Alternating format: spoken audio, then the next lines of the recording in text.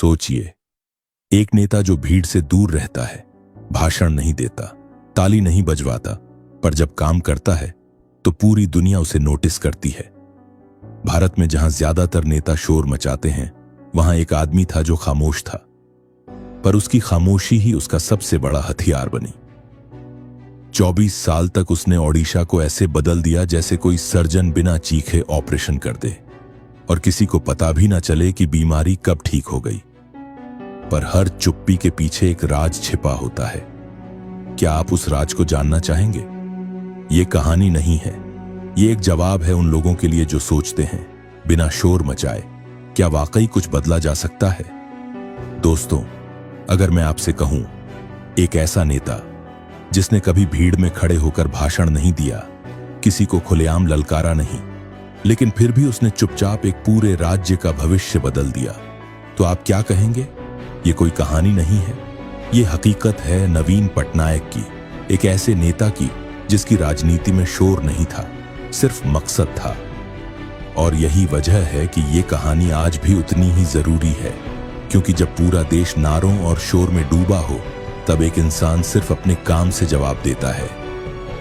1999 ओडिशा लगभग टूट चुका था, साइक्लोन ने सब कुछ तबाह कर दिया था, और तभी सामने आया एक नया नाम, नवीन पटनायक। एक नया चेहरा, एक अनजान नेता, अंग्रेजी ज्यादा, उड़िया कम, लेकिन इरादा पूरी तरह साफ था। सेवा करना, बिना आक्रामक राजनीति के, बिना वोट बैंक की होड़ में पड़े। नवीन ने एक सिस्टम खड़ा किया, आईएएस अधिकारियों को फ्रंट लाइन पर रखा, गवर्नेंस को परफॉर्मेंस बना दिया। 2001 मिशन शक्ति की शुरुआत हुई। ओडिशा की महिलाएं सिर्फ घर नहीं, अब अर्थव्यवस्था भी संभालने लगीं।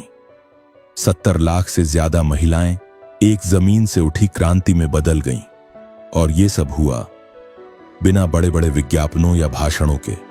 जब देश भर में कर्ज माफी की राजनीति चल रही थी, ओडिशा में आया कालिया, डायरेक्ट कैश ट्रांसफर। छोटे किसानों को सम्मान और स्थिरता मिली, और ये सब डिजिटल, पारदर्शी तरीके से। पानी आया, ओडिशा तैयार था, हजारों लोगों को सुरक्षित निकाला गया, कोई बड़ी जानहानि नहीं हुई। यूनाइटेड नेशंस तक ने कहा यह एक वैश्विक मॉडल है, लेकिन नवीन सिर्फ इतना बोले, हमने अपना कर्तव्य निभाया।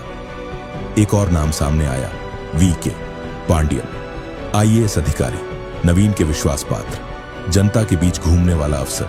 लेकिन जहां भरोसा होता है, वहां सवाल भी उठते हैं। 2024 में राजनीति ने रुख बदला। बीजेडी हारी, बीजेपी जीती।